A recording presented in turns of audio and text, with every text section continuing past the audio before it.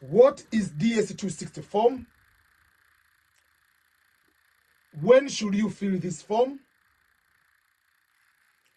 What are the things which are important in the DS260 form? And what happens if you are the winner of the DV lottery, you are in the United States, versus if you are the winner of the DV lottery and you are outside of the United States? What should you do in those type of situations? In addition to that, we are going to find out some of the most important questions which are surrounding the DS260. For instance, are you allowed to make changes in the DS260 form? And if so, how do you make that request? And if you make any change, will the US Embassy in your country know that you made those changes, or they do not know? What if there is some sort of changes between the time you applied for the diversity visa lottery to the time you became the winner? Maybe you are divorced, maybe you are married, maybe the child is born, maybe the child has died, maybe the spouse has died, maybe you change the education, maybe you change the job, whatever. How do you go to put those kind of changes in the DS260? How do you put the interview location? And how do you change the interview locations? So today we are going to deal with all those kind of things surrounding the DS260. So if you make mistakes on this form, you might be in so much trouble. There are things which I want you to understand that it's very, very crucial. If today is your first time to come across my YouTube channel, please consider subscribing to my YouTube channel. But I've started a new YouTube channel which will be only for the diversity visa lottery videos. And that is www.youtube.com/DV lottery channel. Because on the EBM Scholars main channel, I put so many things nowadays, but I want people just to go and subscribe to one particular YouTube channel, which is youtube.com/DV lottery channel. In that channel will be only the videos on the diversity visa lottery. While on the EBM Scholars, EBM Swahili, other channels I have, I'll be adding other things related to the immigration. But if you want everything for the green card lottery, you come to this particular channel. Up to now, there are 27 videos. By next week, there will be more than 150 videos only on the diversity visa lottery. So let's get it. You have checked the DV lottery results, and you come out to find that you are the winner of the DV lottery. You come to find out you have won the DV lottery. When should you fill this DS260? First of all, what is this DS260? So this is what is called Immigrant Visa Form. Unlike the DS160, because majority of people, they know more about DS160. What is DS160 versus the DS260? DS160 is simply the non-immigrant visa 160, meaning you are applying for the visa to come to the United States of America for the intention of returning back to your home country after the period of the visa you requested. For instance, you ask for visiting. For instance, you ask for also for, let's say, going to school, coming for work, meaning after that particular contract duration of stay, you'll be going back to your home country. That is a non-immigrant visa. That's why even on the interview, you have to show proof that you will be returned to your home country. So majority of people are used to DS160 which is different from DS260, because DS260 is for immigrant visa. What does immigrant visa mean? Simple. Immigrant visa means you are coming to the United States to become immigrant. I know people have so many definitions about the word immigrant, but I want to give you the correct definition according to the immigration law of the United States of America, how immigrant is defined in immigration concept in the United States. So if you come here, let's say you study PhD 5 years, you are not immigrant, you are non-immigrant. Immigrant is a person who is staying in that country on a permanent basis, the person who has a permanent residence, who is a green card holder in the United States. That person is a immigrant. So immigrant visa, you fill the form DS260 to become immigrant. That's why at the US Embassy, you will never be asked the question, or you'll never be asked to provide evidence and documentations that you will be returned to your home country once you come to the United States under the immigrant visa. So the questions which you hear people talk about the experience at the US Embassy, majority of them are going there through the non-immigrant visa. And the questions when you come to the immigrant visa are different. And the reason of being denied the visa are different from non-immigrant visas to the immigrant. So you check the results. You find out you are the winner. When you check the results on May 6th this year, or whatever each year on the month of May, when you check the results for the diversity visa lottery, you'll find two types of results. Number one, your end has been selected. You clap your hands, you are happy, you are the winner. But there are some people, it will say your entry has not been selected. So just in case if they say your entry has been selected, you are the winner, don't just jump the same day you are going to fill the DS260. And I'm going to show you the important things on this particular famous form, DS260. IV, Immigrant Visa Application. NIV, Non-Immigrant Visa is DS160. So before you go to jump to fill the DS260, you have to go and find what are the list of documentations am I supposed to have when you are going for the visa interview. Yes, I'm jumping a little bit because if you know the documents which are recorded for the visa interview, some of those documentations or some of those information in those documentations must appear in the DS260. So there is a website, the government website. So I don't want to talk from the vacuum. The government website, which is travel.state.gov. This is the website of the Department of State. So if you search or you go to the Google search and write list of documents after winning the V lottery, the first search results out of 2 million results will be the list of documents which the V lottery winners must prepare after winning, and that will be coming from the Department of State website. And that list is as following. So this is the list of the documents which are required when you win the V lottery.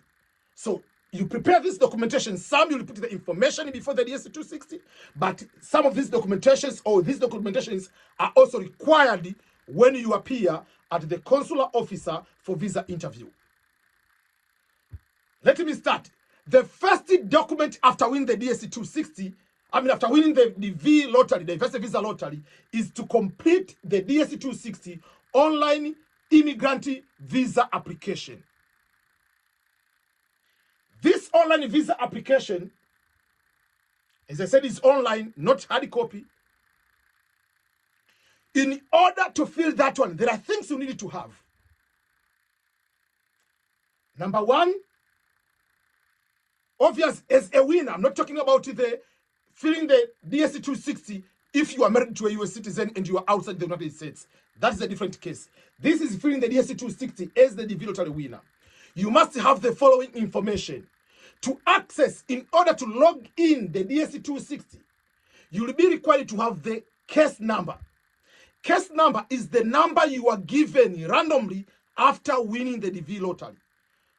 If you're from Africa, it will be having the number of the year 2022, 2023, 2024, 2025, 2026, blah, blah, blah, AF, AS, OC, EU, blah, blah, blah, 000. Then there will be numbers. So you need to have the case number. You need to have confirmation number, the passport, and your your birth information, whatever. You put those information, you'll be able to log in. You need to complete that DS260. That's what we'll be talking about it. But there are certain important things you need to know when you are going to fill this DS260, because this is the one they are going to determine at the US Embassy when you go to the interview. So to access that one, you click that link and it will take you to the Immigrant Visa Form where you'll be allowed to continue. So if you continue, the first thing they will need is the case number. The case number is required. If you put the case number here, it will take you to the place where you will put the confirmation number, your last name, the year of birth, blah, blah, blah, blah. So that's why we usually say even if you are the winner, don't throw away your case number, your confirmation number. It will still be needed to log in. So that is number one. You need to complete the DS260, which we'll go to discuss in detail. But before you go to fill the DS260, you have to review the following things. You have to review your what? Your family status. From the day you applied the DV lottery to the day you are going to fill the DS260, is there anything has changed in your family? What does that mean? Is there any child who is born? Is there any child who has died? Is there any person, maybe you divorced, you got married? Because there is so many things which will be there. Because those information are crucial when you are going to fill the DS260. Let me give the example. If you apply the DV lottery, and while you are filling the DV lottery application on the day you applied in October, you are married, and you win the DV lottery. When you go to the DS260, once you sign in, you'll find the name of the main applicant, and it will say principal applicant, and it will be coming down with the name of the person accompanying you, the derivative. If you put the children on the DV lottery application, your children's names will appear there too. So that is very important to note. But if you didn't have a child, or you were not married before, so you have to manually add that information. That's why we say, if your family circumstances have changed after entering the DV lottery application, for example, if you have gotten married or had a child, or you will need to add your new family members to your case. If they were there before, they automatically be added there.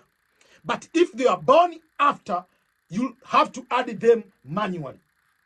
But if you have a child who was the age was 20 years old at the time of application, but that child is now 21, still that child will continue to be added in the DS260 and will be considered just like under the age of 21 for the matter of coming to America. If you had a spouse or children prior to submitting the original entry, but you did not include them on your original form, then your case will be disqualified. So this is very important.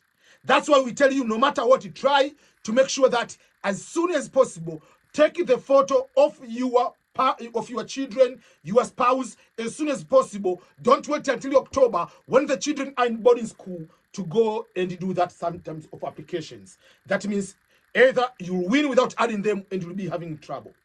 So what are the supporting documentations? So before we go to all these supporting documentations, number one, obviously you need to have a passport. So you cannot complete the DS260 without the passport.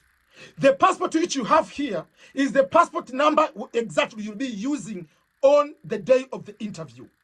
Let's say your passport is about to expire today, but you used to fill the form, and you're going to renew.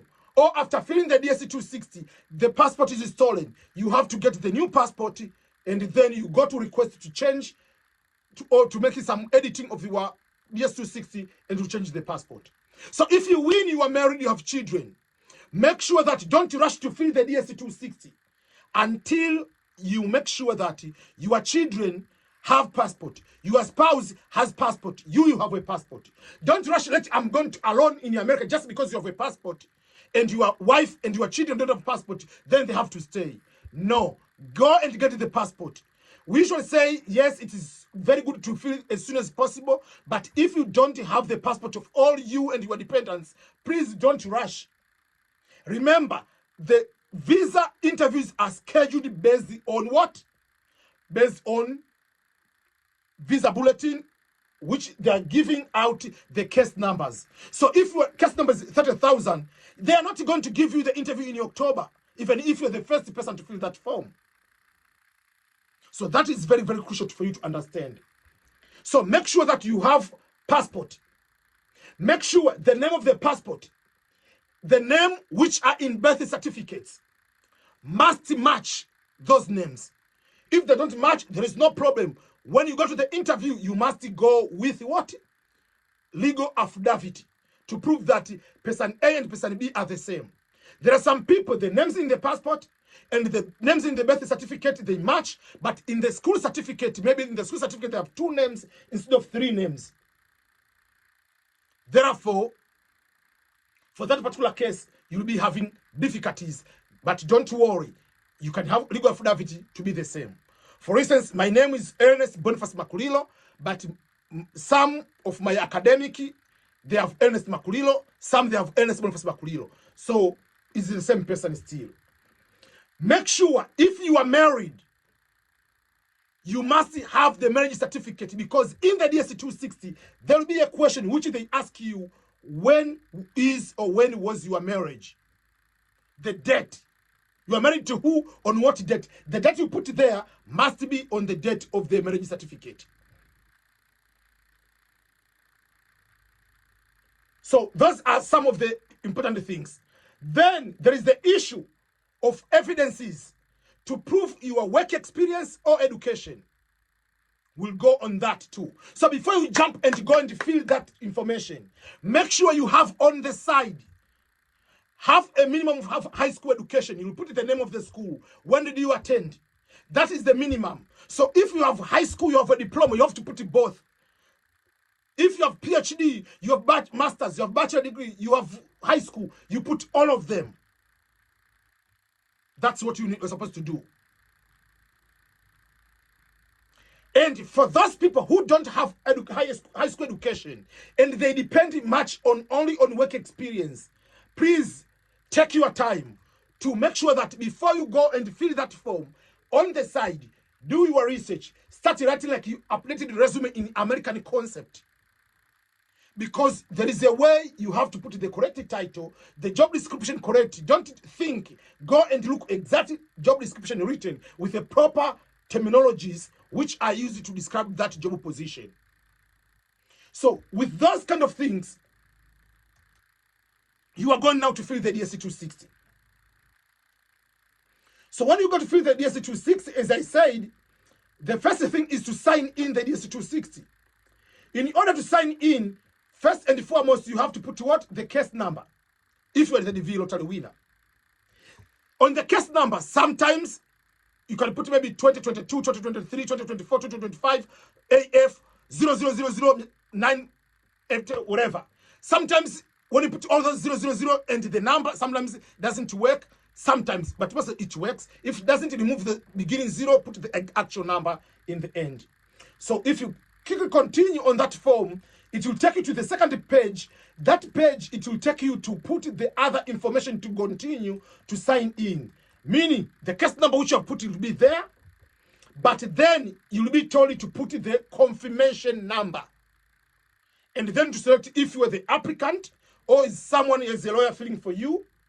And then you put the other information, then you can be able to sign in the DS260. So once you are inside the DS260, once you are inside the DS260, Here's what I'm trying to explain. There are some people made a mistake in their names. For instance, the last name, instead of writing Makulilo, you put Makulili. When you are going to fill the DS260, on the signing in, you have to put the name which you used in the DV lottery application and winning. And then, once you are inside the DS260, then you can make those changes to put the correct name. So, as I said, if you are just the main applicant alone, you are single. When you go to fill the information, it will put your name there, Makulilo Ernest, principal applicant. And it will give you the application, immigrant visa application status. It will say incomplete. You click on the incomplete, then you start filling that form. But if you are married, you'll find the name of your spouse is there. As long as on the day of application, you are married and you put your spouse. But if your spouse's name was not there, you are not married, it will not be there. So you manually go and add your spouse. If you had children before, whether you are married or not married, but you have children, and you applied with your children, the name of your children will appear here as accompanying member of the family. That is very, very important. So then, this is divided into the following categories, the form. It starts with the personal information. It goes to the addresses, family, travel history to the United States. Then there is the issue of security background and the issue of you living in America, those kind of things. So the entire form, you can fill half, sign out, come later, sign in later, and continue. Don't think that you have to fill all at once and submit. That is the mistake. Everyone, the results are coming out today. You are going to fill everything. You want to submit to be the first one, thinking that you are going to be the first one to be called for the interview. And then next day you're coming to watch EBM Scholars videos or other YouTubers videos. You find it, oh, I made a mistake. Then you start panicking. That's why I say, don't rush to fill on the same day. If you are able to do that one, you can be able to do by making sure that you are going to take your time and have everything. And once you fill your name, you put your case number, your confirmation number, everything, you sign in. The first thing you find on the first page of that DS260 is the interview location. There will be the following things. Number one, when you are filling the DV lottery application form, there is a place they ask you, question number 6, if not mistaken, where are you right now? Right now, at the time of you applying for the DV lottery, where are you? If, let's say, I'm in Kuwait, if you say I'm in Ghana, Accra, if you say I'm in Kenya, even if you're not a citizen of that country, you're not born in that country, the location where you are at the time of the application, which you put on the DV lottery application, by default, it will be the location of the interview. So if, let's say, you are Kenyan, but you are in Qatar right now, or the day of the application you are in Qatar, it will say the interview location is in Qatar. So then they'll give you the option. Do you want to continue? This is your location of the interview, to do the interview in Qatar, or you want to change it to another country, so you can change to put back to your country in Nairobi, in Kenya, Nairobi, Kenya. So the embassy, they start with the name of the city, they come to the country. So you can change the location that way. Or if you are in the United States at this time, wherever you are with the winner, they will tell you, you select interview under USCIS, meaning you are in the United States and the US embassy, you'll do the DS260 here, and then you'll complete other form. It's called Form I-485, Adjustment of Status. So that is the time you will be allowed to change the interview location without being questioned anything. So if you decided by wherever you are, my interview is going to be in UAE, but down the road, whatever, 3 weeks later, you want to change the interview location, and especially it's not your home country, you are going to another country, you have to prove the residence in that country to be able to be assigned to that particular country. So there are so many other things which you need to make sure that we are that way. So the personal information, they will ask you your surname, first name, middle name. So here, if there is a mistake you put in the original application, maybe your name, instead of putting Makulili, you put Makulili, you will put the correct name now here. So now the information you put, exact name you are going to put in the DS260, this information is appearing in your actual your actual green card. This is, when you get the card, you are going to have that card, the printed name will be the name you are going to put it there. So make sure that you put the correct name. If by any mistake you put the wrong date of birth in the developed application, here you can put the correct date of birth now, which will be appearing on your card. This will be the official record now. Then, other important things, we can go quicker on these particular issues. We're not supposed to do every single thing. So usually it's just some other information. If you have other names, you put the names there, all those kind of things. You put your names, gender, date of birth, you are married, all those kind of small information, you are going to put it there. It doesn't matter whether you are coming with your spouse or not. If you are married, you still put the married. There will be a question, will you be coming with your spouse to the United States of America? So the question is if you are married. The question is if you have children. So obviously you have to put the passport number, the passport information. Make sure that you put the correct information. Don't put the wrong information just to matter of submitting. Yeah. At this time, every information you're going to fill in the DS260, the U.S. Embassy doesn't have access to this information. U.S. Embassy doesn't have access to this information. U.S. Embassy will see the information on the DS260 once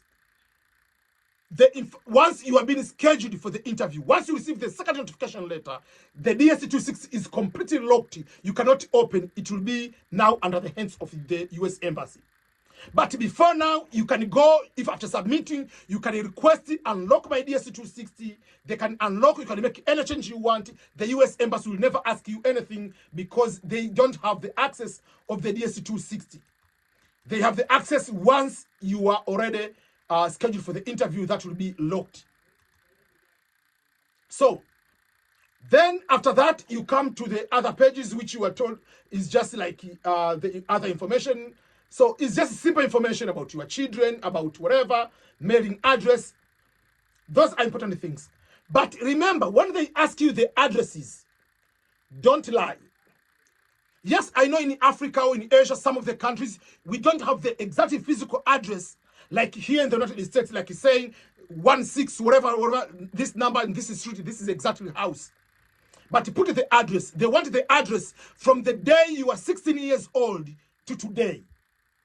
That's what they want. From the present address to the previous until to the age of 16.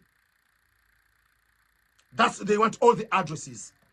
And in case in those addresses there is a place you have lived for 6 months and above, if it is out of your country, you will be required to have a police clearance record from that particular country.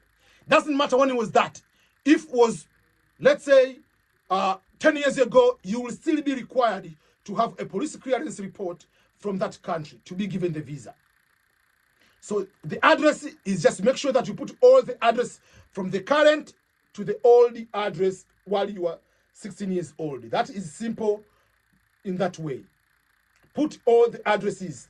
Then there are issue of phone numbers and the issue of social media accounts. Phone number, email, and social media account. They want all the phone numbers which you are using from now going back. The number you have used in the last 5 years. Even if you are no longer using that number, have you ever used any other number during the last 5 years? You have to put that number. Email address, you put the current email address. Have you used any other email address in the last 5 years? You have to put that one. Then, remember, this email address, I advise you, if possible, use the email address you use in the application. if you can have access to that.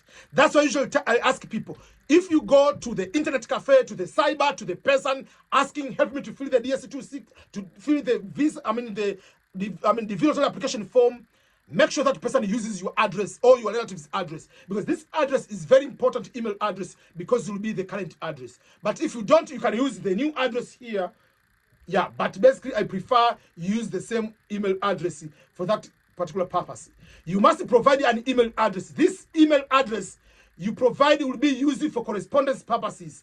Provide an email address that is secure and to which you have reasonable access. But if, I'm giving an example, the email you used to apply, you don't have access to it, you have a new address, use the new email address which you have the access to. And then there is the issue of social media. And this is what I tell people all the time. Make sure what you post on social media is something normal. You have to select social media accounts, all social media, Instagram, Facebook, TikTok, whatever. You put the username. And even if you don't use those social media right now, but you have used those social media in the past 5 years, you have to put it there. Failure to put in those social media accounts, trust me, you'll be in trouble. Because I know sometimes you might forget if you don't use that social media anymore, but don't don't say I forgot while you have access and you remember. They're not going to look whether you have so many tattoos. They're not going to look like how much beer you drink, how many times you go to the club. That's not what they're going to look. This is another aspect of security measure. What does that mean, security measure? They are going to look there. Have you ever gone there and liked the photo of Osama bin Laden? Have you been there and be supportive of Boko Haram? Have you been there and supportive of crazy stuff going on? If there is, let's say there is someone go crazy and shoot kids in the school, do you support that mass shooting? Those kind of things. Are you going there and say, I don't like Trump, I don't like Biden, I want this person to be dead? And remember, that is the president of the United States of America. Whether you like my political belief or not, if you go and do those kind of things online, they know you are risky, security risk to the United States of America. Those are the things they're going to look. They're not going to look on these smaller things about beer, about whatever, those kind of smaller things. No. So you have to put all social media accounts. So you have to watch what you are going to put there on social media. Then you have to put the mailing address. The address where you intend to live in the United States. This is very important. Why is it very important? Please provide the following information on where you intend to live after arrival in the United States. This is where I want to give you the difference between what people call host and sponsor. They want the address of what we call the host. Meaning you have to put the residential address, not a business address, a residential address, address where a person lives there. That address, which you're going to put it there, can be maybe my address. Don't put a random address, because this address is where they send the social security number. This is the address where they send the green card. The host can be anyone legally live in the United States. Don't take a randomly person if you do not know even a little bit of the background, because the person, if is a drug dealer, you'll be in trouble. If a person doing a bad stuff, like is a most wanted person, obviously they will put you into those kind of blacklist. So this is the address. This person can be an international student, can be a person here in a visiting visa, can be a person who is a temporary worker, can be a green card holder, can be a US citizen, doesn't matter. It's just the address where you'll be staying. I know it is very difficult for people to get a host in America. So here are the things you can be able to do. Number one, if you're from Ghana, if you're from Nigeria, I know Nigeria, not many people, but if you're from Ghana, you're from Ivory Coast, you're from Tanzania, whatever, go to the Facebook. Find people who are the one going to help you. Find people who are going to host you. For example, let me give you an example. You are from Tanzania. Find Tanzanian groups on social media, on Facebook. Go and find, let's say on Instagram, people who live in America. You know them, you have followed them on Instagram, social media. Ask them if they can host you. That will be one good step. You are Muslim. Find the Muslim association in Minnesota, in California, wherever. Ask Imam, Sheikh, whatever. That in one way or another. Another thing you can be able to do to get a host, if you are Christian, write to your community, wherever, like you are Seventh-day Adventist, find those associations and ask them. That is, you can be able to do that. And sometimes you can say, I have won the DV lottery, put on social media. I want to go to, I want someone to host me. I'll pay you if I arrive at you. So I'll use your address, but I'll stay at your house. I'll pay you. Or I want to use your address, but I'm not staying there. So for instance, one person can say, EBM, I want to use your address, but I'm not coming to stay at your house. So that means use my address, but you'll find a place to stay. If the card comes to me, you write, you contact me, I'll send that information to you. So those are some of the things you can be able to use in that way to get a host. So that is just the address. Remember, this address is very, very crucial because is this the address where you want your permanent residence card to be mailed? The answer usually is yes. Because if you say no, you need to have another address in the United States again, where the card should be going to stay over there. So make sure that you put the address because you have to trust that person because the card will be sent there. So that is the most important thing, to make sure you have that one. Don't put a random address, because I've seen people put just a random address, then you'll change later. Wherever you arrive in America, they will send the card in that random address and someone will use your identity. That's why for me, I have a service to help people who are in the who are winners of the DV lottery. One, I will help them to find a host. I'm not hosting you at the moment, but I will help you to find you. You can use my address, but at the same time, I'll help people at the same time to review the information, to make sure you have correct education, correct work experience, go and fill those visa form, prepare for the interview, make sure you have all the documentations, and give you a personalized guide, personalized blueprint for you specifically, how to start and succeed once you arrive in the United States. And all those kind of things I'll be able to do with just $250. If you go to my website, which is EBM Scholars.com, and you go on the services section, if you go on the service section, you'll be able to see what services I'm providing. Among the services I'm providing is the service for the DV lottery winners, and that service is the one to make sure that these winners get a chance of one way or another not to win and be denied the visa because you failed to fill the form correctly. Because there are some people, they fail to fill the form correctly, the visa form, and they're in trouble. So there are some paid services. There is 1 hour, 30 minutes consultants. But if you're the DV lottery winner, I'll be able to review your qualifications. I'll be able to review your documentations. I'll be able to see your current status, education, work experience, and I'll go to categorize and fill the DS260 for you and give the start, how to get the job, how to start to find a retirement in America, how to go and be able to succeed in one way or another in America once you arrive here. If you are this kind of education, do you want to continue that education? You want to change another education? What is the good cause? What is your passion? How can you be able to work and have a side business? All those kind of things I'm going to give categories for you for just $250. And if you pay that, I'll be able to do the service for you. What you need to do, you go and pay for the service and email me at ebm@ebmscholars.com. You'll be able to get that one. Once you find out you are the winner, I'll be able to get that one. But I know there are some people, they don't have that money, and they are going to fill the DSC form for their own themselves. If you fill the DS260 by yourself, you fill this form by yourself, but you want me to go quickly to review it and tell you where you made a mistake, I'll do that for free. So the only thing you need to do is just to go and email me at ebm@ebmscholars.com, and I'll be able to help you.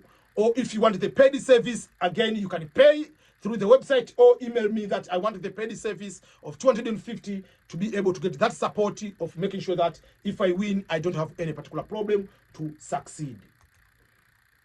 So the mailing address, the address where the card is going to be sent, it will be very, very important. So that is the form on the mailing address. Then from there, they come other important things.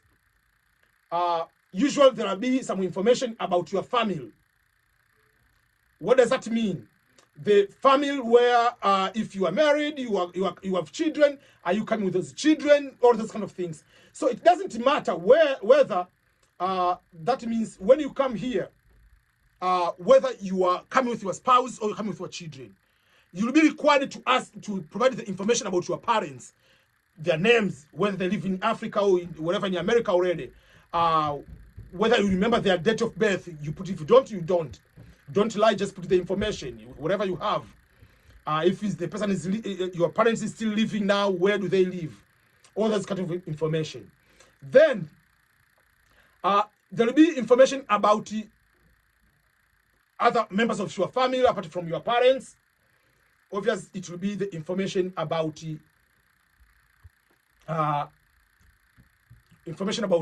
the children. So even if the children, remember, we are talking about the children who are currently the children who will be meeting the requirement. If in the development application the child was 21 years old, you don't count here. If the child is a US citizen, you don't count here. If a child is a green card holder, you don't count here. So they want your information about the current spouse. If you are married, you put the information. But remember, here on the spouse, you put the information, even including the date of the marriage, the city where you got married. And then the question is, this is the important part. Is your spouse immigrating with you to the United States of America? If the answer is yes, remember, on the DS260, apart from feeling that is coming with you, there will be a separate, you have to add a separate DS260. When you go to the main page, there will be another part you add your accompanying member. You add the information of the wife, and the wife has to fill all the information, education, addresses, and everything again. But if you say your spouse doesn't come with you, meaning your spouse is not going to get green card, that is very important. But if you say, is your spouse immigrating to the United States later date to join you? If you say yes, still you have to add the information. That means they can be able to be added for the interview on the separate date, but before the fiscal year to end. The fiscal year ends, the last interview is on September 30th of that particular year. So before September 30th, that person must be interviewed if he wants to join you at a later date. The same thing will be happening to the children the same way. If you are divorced, you have to put it there. Whether the person is coming with you, either the person doesn't come with you, you have to add those kind of information. Then you have to put the information also for the children. We have talked about the children we are talking about here. We are talking about the children who are under the age of 21, unmarried, those children, those who are talking about. The one you apply, you put them there on the day you apply for the DV lottery. So if you have previous spouses, you have to add all the date of the divorce, all this information, you have to put them there. The children, remember the children, we are talking about what are the children? Those who are under the age of 21, unmarried, and you are the one, you added them on the day of application.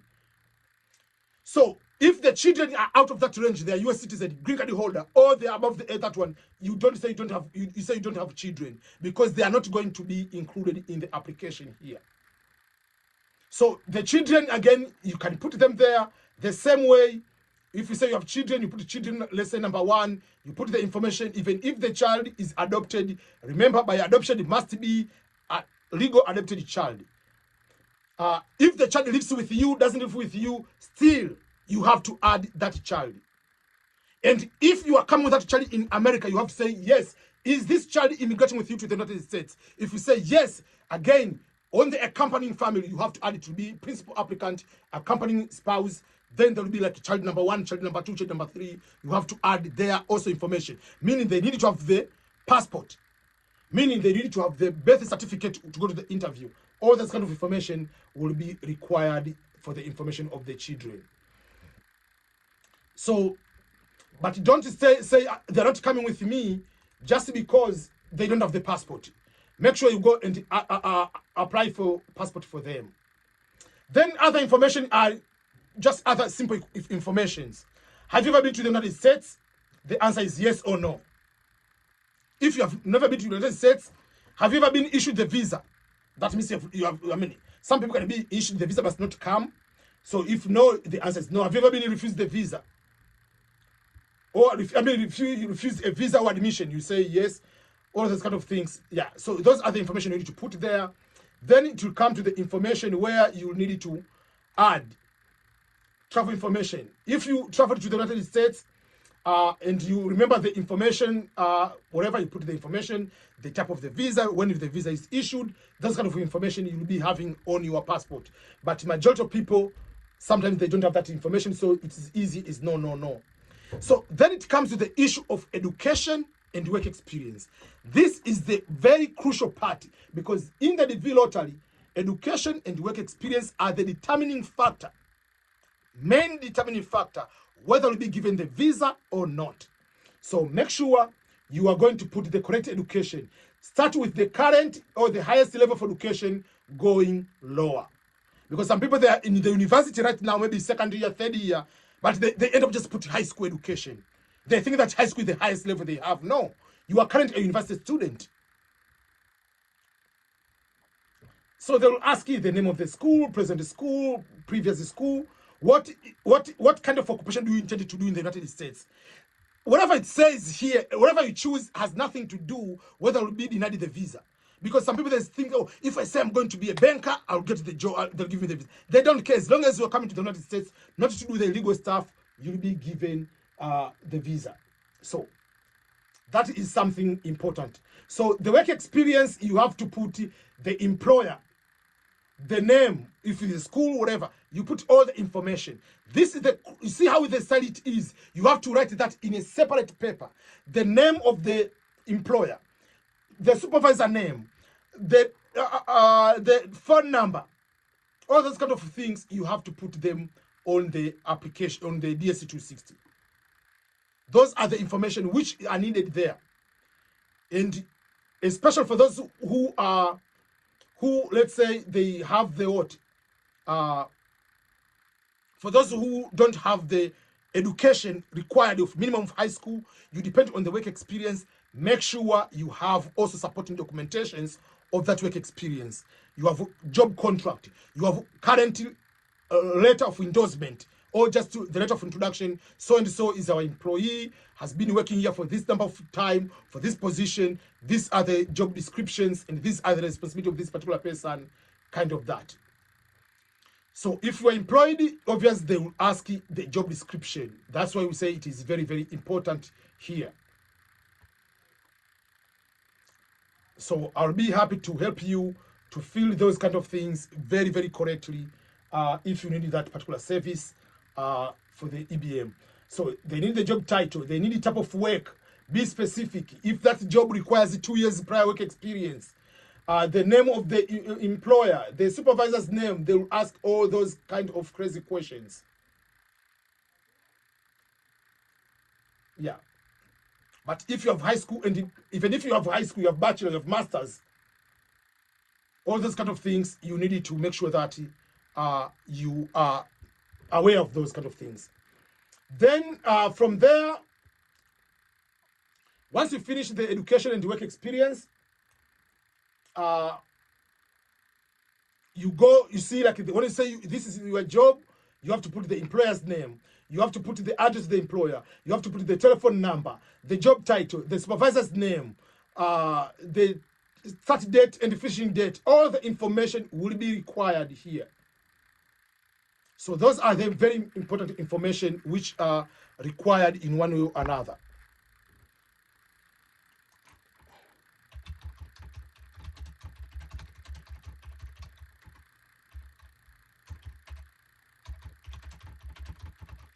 One second.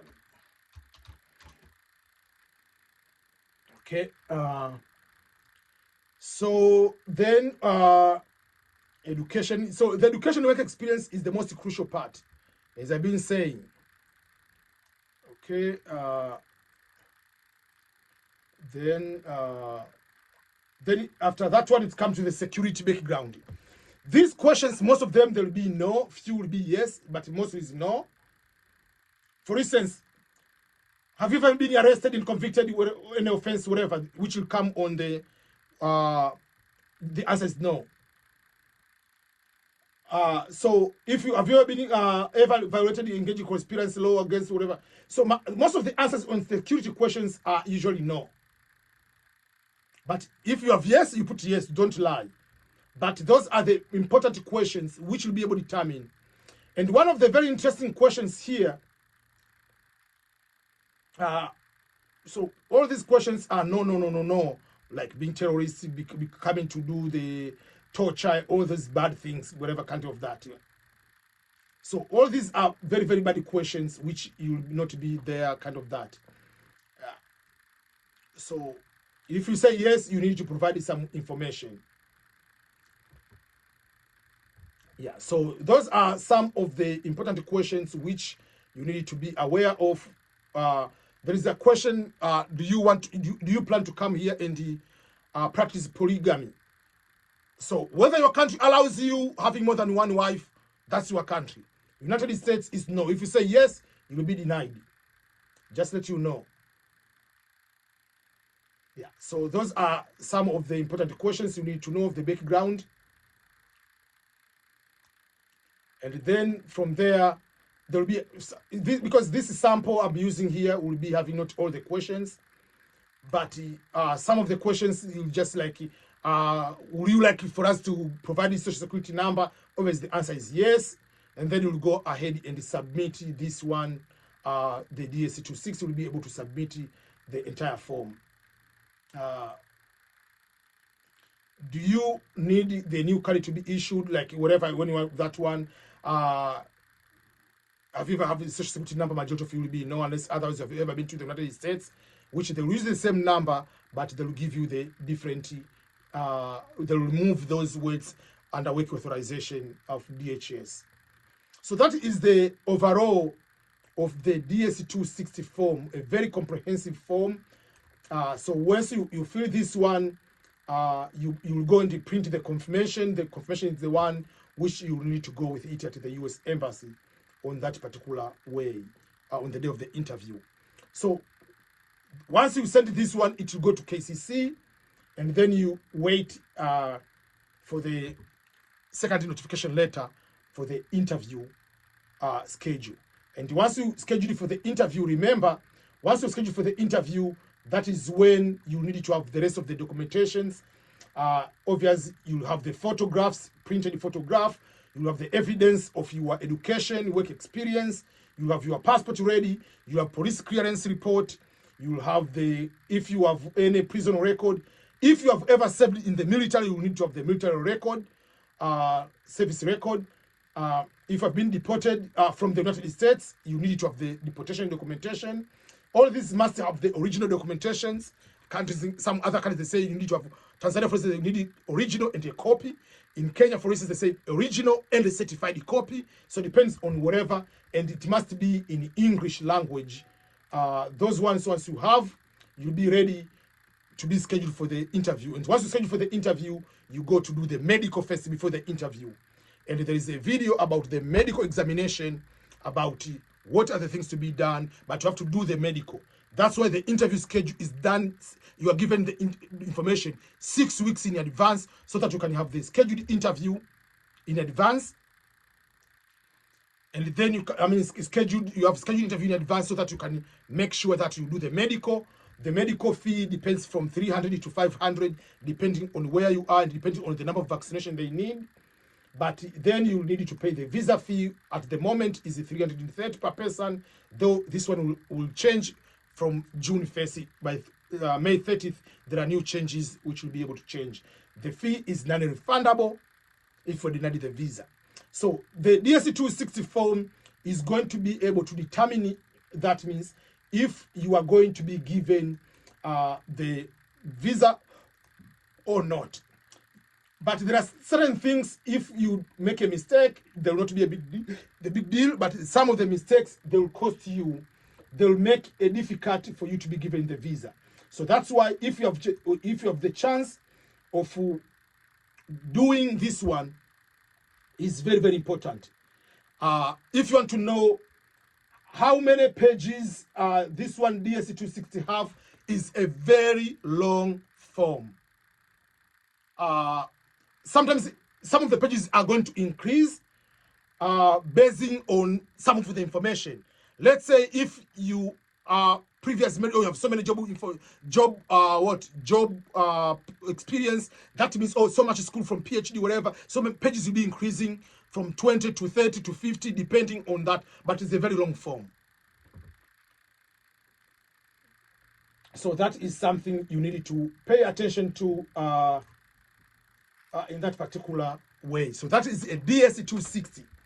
Some of the other important questions you need to know is, as I said, if you make any change, you ask KCC to unlock, and you make a change the US Embassy doesn't know until you are scheduled for the interview where the US Embassy will have access to that. That means it will be locked at that particular moment. If you are the DV lottery winner, you are in the United States, yes, you will still fill the DS260, and the interview location you put USIS. That means you'll be doing under the US here. Then once your visa bulletin says your case number is current, you'll go ahead and fill another form, which is the I-485. And then there are other few things which you have to make sure that you are aware of. If you want to change the interview location, as I said. So those are important things for the DS260. Everything you need to know. But it's very, very important. Anything you put on the DS260, they will be able to use it to make a decision to give you or not to give you the visa on the day of the interview.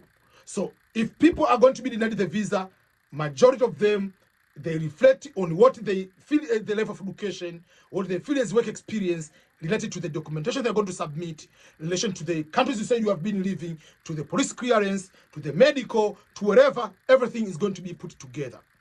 So that is everything you need to know about the DS260. Again, if you want me to go and fill out the visa form, the DS260 for you, prepare for you for the interview, for you to be able to have a personalized guide on how to start your life and succeed in America before you come. And even if you come, you have access to ask me any question for entire year. I can be able to be your coach, to be your mentor for entire year, and you just pay just $250 for that particular service. But again, if you want me just to review your DS260, you feel by yourself, and I can just look quickly and say, okay, make sure you remove this mistake, or why do you have this one where documentation says this one? I'll be able to help you on that for free. But apart from that, remember, always go to my YouTube channel for more information. Even if you are not the winner of the DV lottery, there are other opportunities beyond the green card lottery. There are education pathways, fully funded scholarships, bachelor, master's, PhD. There are those who are coming for community colleges, coming to study on their own. There are those people who are coming here for other non-education pathways, summer jobs, internships, visiting visa, conferences. People are going for summer school, temporary work, express entry like in Canada, employer-based visa, religious visa. So there are so many other things you can be able to do, or you can be sponsored by your relative. So just go to my website, which is www.ebmscholars.com, and my email is ebm@ebmscholars.com.